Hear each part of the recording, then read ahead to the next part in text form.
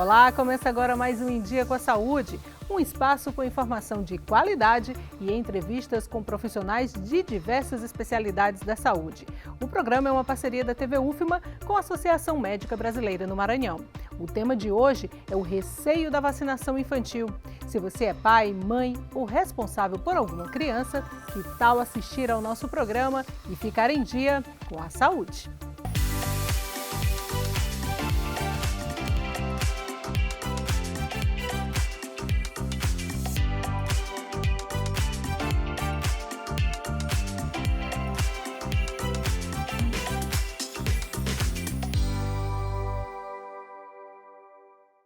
O Brasil, por muito tempo, foi reconhecido mundialmente pelo alto índice de cobertura vacinal, principalmente em relação ao público infantil. Mas nos últimos anos, essa realidade passou por mudanças. Doenças que antes tinham uma cobertura vacinal de mais de 90%, hoje essa cobertura não alcança os 60% do público-alvo. Muitas vezes, pais, mães e responsáveis por crianças desenvolveram o medo das vacinas. E para entender esse movimento contrário às vacinas e também a importância da atualização da carteira de vacinação, eu converso agora com a pediatra Marinéia Vale, presidente da Sociedade Maranhense de Pediatria. Seja muito bem-vinda ao Em Dia com a Saúde, doutora. Obrigada, eu que agradeço por estar aqui, principalmente para falar de um assunto tão importante quanto a hesitação vacinal. Primeiro, eu gostaria de perguntar para a senhora por que é tão importante vacinar as crianças. Então, a vacina, ela previne as morbidades. E ela previne morbidades que geralmente têm desfechos muito sérios, tem consequências muito sérias, que pode ser internação ou até mesmo o óbito. Então, a importância da vacina é justamente porque ela previne. Porque as pessoas têm uma imagem de saúde como tratamento.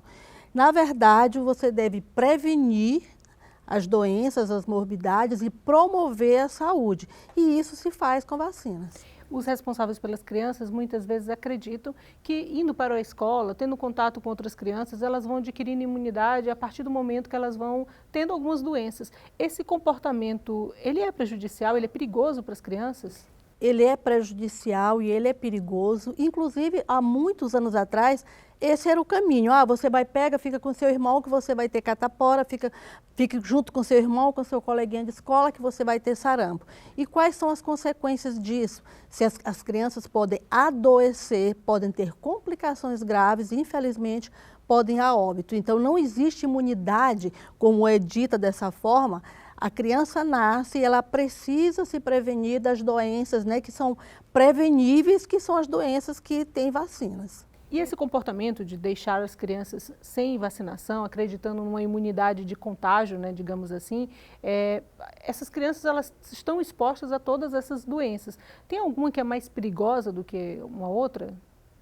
Todas as doenças são perigosas, mas dependendo do desfecho, da complicação que ela causa, pode ser mais perigosa sim. O sarampo é perigosíssima por causa das complicações que levam à internação, que pode levar à morte. A paralisia infantil pode levar tanto à morte, como pode levar a sequelas muito graves motoras, que a gente não vê mais hoje, mas teve muito, alguns anos atrás, nos anos 50, era comum andar na rua e olhar pessoas com deficiência motora pela poliomielite. Então, dependendo da doença, ela pode ter mais ou menos complicações, mas todas são perigosas.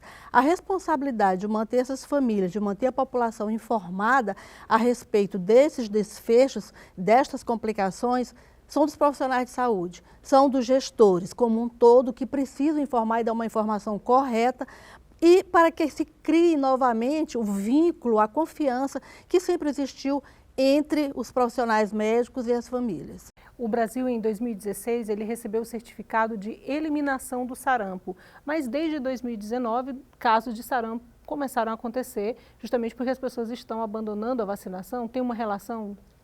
Há mais ou menos 10 anos, esse caminho tortuoso e doloroso de falha, de hesitação na vacina, ele é uma realidade no Brasil que resultou justamente no retorno do sarampo.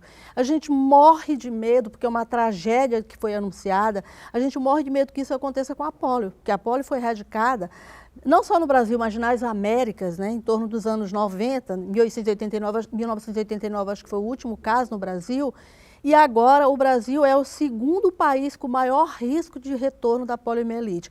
Então isso aconteceu com o sarampo, deve servir de exemplo para que todos nós, profissionais de saúde, gestores e a população como um todo, entenda que nós precisamos tomar uma atitude e a atitude são as vacinas. Essas campanhas que acontecem principalmente nas redes sociais, falando para os pais não vacinarem os filhos, porque pode acontecer alguma coisa. Eu queria que a senhora comentasse um pouquinho sobre essas fake news que acabam amedrontando os pais. Isso é muito grave na medida em que tem uma consequência muito grave.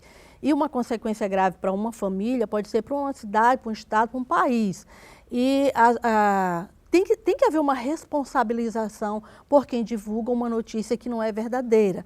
Isso é muito importante nos dias de hoje, mas apesar de que nós sabemos que não são só as fake news que fizeram que houvesse uma hesitação vacinal, mas nós todos, além de responsabilizar quem faz isso, que é crime com certeza, mas nós todos temos uma responsabilidade na medida em que a gente não divulga nem com uma opção de alertar, não divulgue uma fake news, não divulgue uma notícia que você não tem certeza, porque ela serve justamente para aumentar a dificuldade que as famílias possam ter em levar seus filhos para a vacina, e isso é muito grave.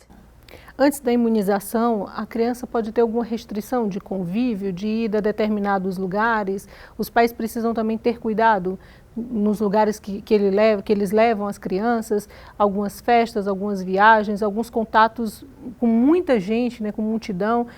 Muitas crianças vão a shows, né, com a permissão dos pais. Antes dessa imunização básica, digamos assim, os pais precisam ter cuidado também? Essa é uma pergunta muito interessante, muito importante.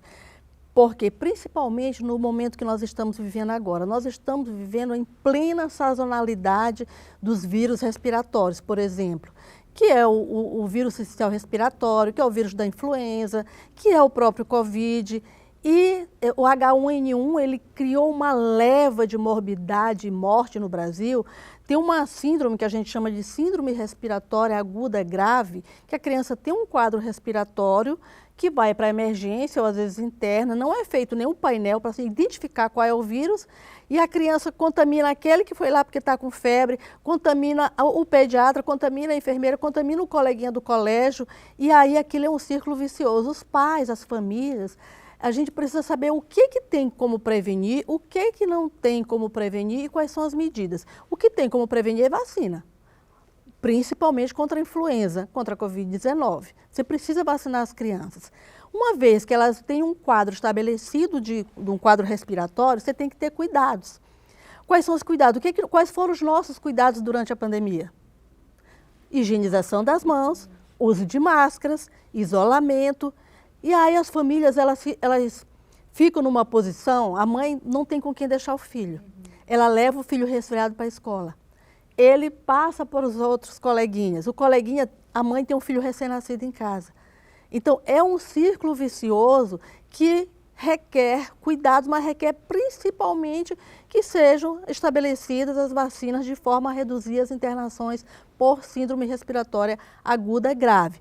Em relação aos recém-nascidos, por exemplo, um recém-nascido ele não deve receber visitas em geral da população. Ora, a chegada de uma criança é uma bênção na vida das famílias. Todo mundo fica feliz, todo mundo quer ver. E nós, brasileiros, né, nordestinos, nós somos calorosos, né?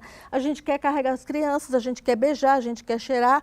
E nós, pediatras, nós ficamos desesperados quando nós vemos uma situação dessa. Por quê? Porque quem beija, quem cheira, está passando o vírus. Se ele estiver contaminado, mesmo que não tenha o quadro em si, ele pode estar passando o vírus. Então, em relação aos recém-nascidos, a gente tem que ter muito cuidado. A mesma coisa em locais como, por exemplo, shopping centers. Não é local para você levar bebezinho de 20 dias, de 15 dias, de um mês. Visite a família, entendeu? Tenha o convívio, mas evite um aniversário de criança de 5 anos, levar um bebezinho de um mês. Então, é um risco muito grande e a gente previne que esse risco maior é nessa fase de fevereiro a junho, com a chegada das chuvas, onde os vírus encontram situações favoráveis para eles crescerem, se desenvolverem e se multiplicarem. E tem uma outra questão também em relação aos bebezinhos. O vírus sensicial respiratório, que é o mais prevalente, é o que mais acontece nessa época do ano, tem uma prevenção para os bebês que nascem prematuros. Existe uma medicação que é dada no sistema público, né, no SUS, e também no privado, que faz com que previna o acometimento de crianças com vírus sensicial respiratório.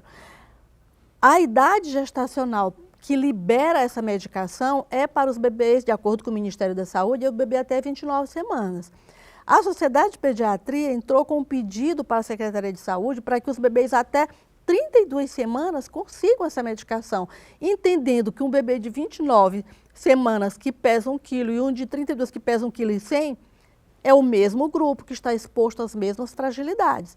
A Secretaria de Saúde acatou e a gente está esperando ansiosamente que libere a medicação para fazer para as crianças, porque é feita justamente no período de fevereiro a junho. Uma outra situação, além de aniversários, além de shoppings, além de visitas aos recém-nascidos, é a escola. É uma questão muito delicada a escola, é uma questão muito sensível na medida em que as crianças convivem. Foi todo mundo muito alegre para o convívio novamente, depois de tanto tempo afastado, mas há que se ter um cuidado, e o cuidado mínimo é a higienização das mãos e é o uso de máscaras. E essas suas orientações me fazem lembrar que a apresentadora Sabrina Sato, quando levou a filha para casa, né, após o parto, né, ela colocou algumas informações na porta de casa, orientando as visitas. E isso gerou um monte de falatórios falando que ela era exagerada, que ela estava sendo grosseira com as visitas, mas a senhora está comprovando que realmente precisa de cuidados. É uma orientação do pediatra. O pediatra orienta, por favor, limitem visitas. Avós, por favor, liberem, que eu sou avó. Os avós liberem, a família, né, com todo cuidado, com toda restrição. Mas se eu tenho uma criança de 4 anos que está tossindo, chegou da escola com febre, eu não posso levar esse bebê para visitar o bebezinho, né? Doutora, por que algumas vacinas são dose única e outras precisam de um reforço? De um reforço? As vacinas, em geral, elas, no primeiro ano de vida, em geral, elas não são dose única, elas têm várias doses.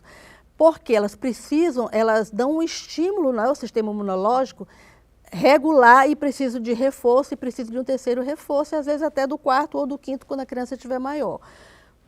Qual é a preocupação? Às vezes faz a primeira dose, a mãe esquece, não pôde, não foi, e aí eu volto, não volto porque eu só dei uma dose. Para cada vacina dessas existe um plano. O cuidado único que existe é em relação ao intervalo entre as doses. Por isso que todo profissional que trabalha com as vacinas no Sistema Único de Saúde, ele é orientado, ele é treinado para saber qual é o intervalo, se vai começar tudo de novo ou se vai completar. E agora nós temos um calendário de vacinação que é imenso, entendeu? Que está cada vez mais protetivo, entendeu? E tem cada vez mais especificação em relação a cada dose de cada vacina, que é para cada morbidade. A senhora falou que um calendário de vacinação imenso, né? Eu já ouvi de algumas pessoas, essas pessoas falando, eu dou algumas vacinas, outras não. Esse receio, talvez pela quantidade, né, por ser um calendário com muitas vacinas, mais uma vacina, novamente vacina, mas todas aquelas são pensadas com um tempo específico, está tudo organizado, né, doutora? Luciana, eu, no caso, né, sou de uma geração que era inquestionável a vacina. Então, ir ao pediatra, ir ao posto de saúde com a sua vacinação, olha, tá essa aqui, tá faltando essa, era normal, era natural. Qual era a consequência disso? 95% de cobertura vacinal. Os dias de campanha era uma festa cívica com o Zé Gotinha. Então, isso levou a 95% de cobertura vacinal. Isso levou ao fim do sarampo no nosso país, isso levou ao fim da poliomielite. Então, a saúde pública, a saúde das crianças e da população em geral, devemos dizer essa observação, então mudou para melhor. Então, o que levou as pessoas a questionarem? Existe um grupo de pessoas que sempre questionou a vacina, mas eles eram mínimos, eles não tinham voz. E aí, o que aconteceu? Com o passar dos anos, isso foi crescendo e com a pandemia, isso ficou claro porque as pessoas ficaram com medo da vacina de Covid. que foi o gatilho para que ficasse com medo também das outras vacinas e piorasse, né, acentuasse o problema grave que é a cobertura vacinal. Então, não dá para se questionar, por isso que há que haver um treinamento para os profissionais de saúde, há que haver uma força na gestão do SUS, no sentido de não falhar a vacina. Você vê, por exemplo, feriado, o posto de vacina não vai funcionar no feriado. Isso é uma falha de gestão. Por quê? Porque tem famílias que trabalham o tempo todo e quer o dia do feriado aproveitar para levar seu filho para vacinar. Então não pode haver essa falha. Uma falha dessa, ela significa muito por uma cobertura vacinal. Então, somando o medo que as pessoas têm, somando as falhas na gestão, somando as falhas no sentido de aplicar, de informar, de dar uma informação correta, de não replicar a informação incorreta, porque quando eu sento aqui com você e eu mostro uma experiência negativa que eu possa ter tido, ou que eu possa ter visto, ou que eu possa ter atendido no paciente, você guarda. E eu vou lhe dar um exemplo, a vacina contra o herpes zoster, que é uma vacina maravilhosa, que todo mundo tem que tomar, e os idosos principalmente. Então, olha, a colega saiu e disse, dói demais. Essa é uma observação que restringe. Ora, as vacinas podem doer, porque elas são injetáveis, entendeu? Mas é uma dor que passa, porque você dá uma topada e a dor passa. Só que essa pode garantir a tua vida, a tua saúde e é de toda uma população. E crianças, quando não imunizadas, elas também representam riscos para os adultos? É exatamente isso que eu ia falar, representam riscos. Por exemplo, uma criança com varicela. A imunidade de uma criança de 4 anos, ela pega uma varicela por falha na imunização ou por não vacinou, alguma situação, mas se ela passa para um familiar, o adulto, é muito grave uma varicela. Eu tive, infelizmente, a situação de uma pacientezinha de consultório, que ela teve varicela, ela passou para a avó complicou e foi a óbito. Então, você não se vacina só para você. Você vacina para você, para a sua família, para a sua comunidade, para o seu país.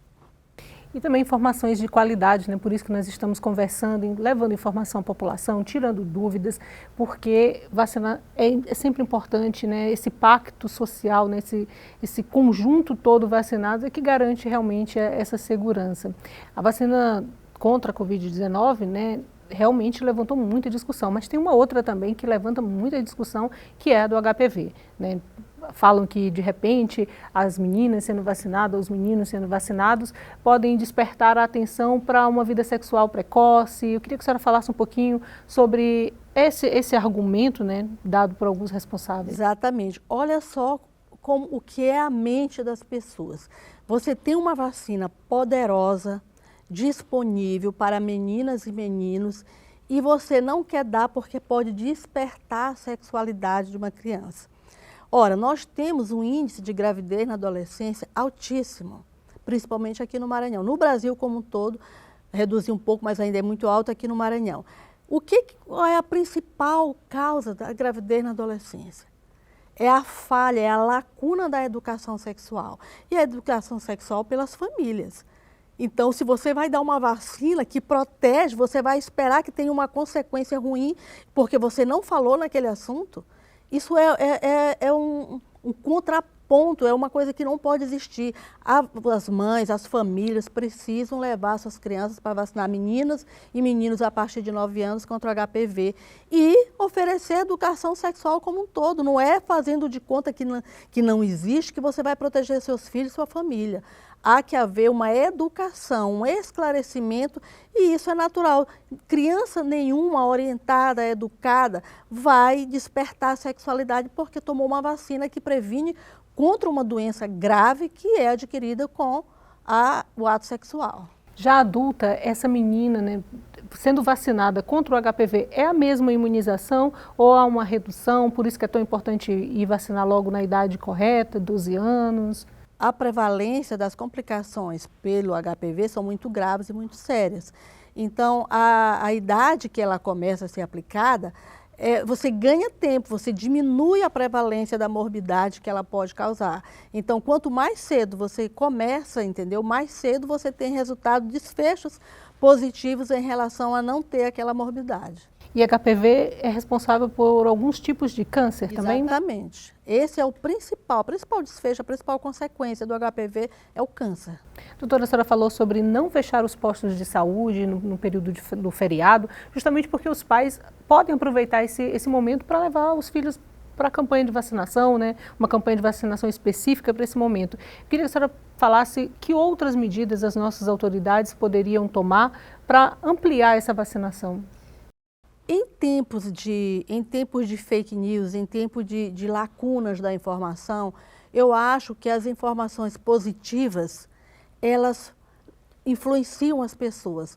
Olha, nós temos tanto de vacinação no Maranhão, aumentamos para tanto. Isso é importante. Por exemplo, na televisão, durante a pandemia, todos os dias no jornal aparecia: hoje surgiram tantos casos de Covid, tantos óbitos por Covid. E se a gente colocasse, hoje conseguimos tantas crianças vacinadas com cobertura vacinal no seu esquema, no seu cartão de vacinação total. Uma vez por semana, uma vez a cada 3 dias, ou uma vez por mês que fosse, num grande evento, isso com certeza seria um facilitador para que as famílias procurassem. Uma outra forma é você treinar os profissionais dos postos de saúde, incluindo atendentes, enfermeiras, médicos, no sentido de fazer comunicação positiva, que isso não é aprendido na faculdade. Não é aprendido, você vai explicar quantas doses são, porque são, como é que ela age, mas você não vai explicar para identificar quais as razões que você não quer vacinar seu filho. Porque hoje a colega minha pediatra que almoçou comigo, ela me disse: eu estou desesperada, porque hoje nenhuma das mães que eu atendi estavam com o cartão de vacinas atualizado. E aí, o que você fez para isso? Eu perguntei para ela, né? E o que você fez para fazer diferente? Porque o médico, o pediatra, disse: olha, tem que vacinar, porque é importante, porque as suas crianças podem ter uma doença. Sim, o que você conversou a respeito de qual o motivo dessa família não ter feito a vacina?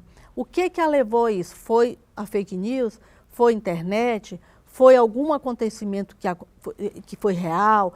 Identifique quais são os pontos, o que essas famílias estão achando e o que levou a elas a não levar os seus filhos para vacinar. E vamos desenvolver técnicas, treinamentos, grandes campanhas no sentido de a gente conseguir melhorar a cobertura vacinal. Comunicação positiva, a senhora falou para o governo, para a prefeitura, mas também serve para os profissionais da imprensa, serve para nós jornalistas, para passarmos a divulgar mais essas informações que a senhora sugeriu. Quantas crianças foram vacinadas no final de semana, quanto que nós ganhamos enquanto sociedade, fica uma dica importante também para nós profissionais da imprensa. Eu queria até falar isso. Eu fui a um evento sobre hesitação vacinal em Fortaleza, muito interessante. Então, tinha umas mesas da universidade, tinha mesas do COSEMES e tinha uma mesa só de jornalistas, radialistas, profissionais da informação, no sentido de saber o que eles fazem no seu dia a dia para mudar o panorama vacinal da sua cidade. E o que eles precisam de informação segura para replicar na sua comunidade, no seu contexto. Isso é muito importante que você falou, chamou a atenção. Eu gostaria muito de fazer isso aqui em São Luís também. Doutora, estamos chegando ao final do programa, mas muita coisa interessante até agora. Queria que a senhora falasse com quem está em casa sobre a importância da atualização do cartão de vacinação, por que é um pacto social, é um compromisso coletivo. O que eu gostaria de falar, primeiro, vacine seus filhos. Converse com seus filhos, com seus pais, com seus vizinhos, considerando que os idosos também são uma fonte importante de morbidades e de sequelas muito graves. Converse com os profissionais de saúde, informe, diga que seus filhos precisam ser vacinados, porque eles vão crescer saudáveis. Os nossos pais nos levaram, era um ato cívico nos levar para o posto de saúde para vacinar, e isso teve uma boa resposta. Na população no Brasil, você viu alguém com paralisia infantil? Você conhece alguém com paralisia infantil? Porque se você não conhece, você é de uma geração que foi vacinada, e é essa consequência que a gente quer para os seus filhos, para os nossos filhos e netos, que sejam saudáveis, que possam utilizar de uma boa prática baseada em evidência, que é a vacinação. Uma conversa muito importante e, sem dúvida, aprendi muito com a senhora, doutora Marinéia Vale. Muito obrigada por ter vindo aqui ao Em Dia com a Saúde para levar tanta informação de qualidade para os pais, mães, avós e responsáveis por essas crianças. Eu que agradeço. O Em Dia com a Saúde de hoje fica por aqui. Lembrando que você pode mandar dúvidas ou sugestões para o endereço que aparece aqui, ó, na sua tela. E a gente volta no próximo programa com mais um tema que vai deixar você em dia com a saúde. Até lá!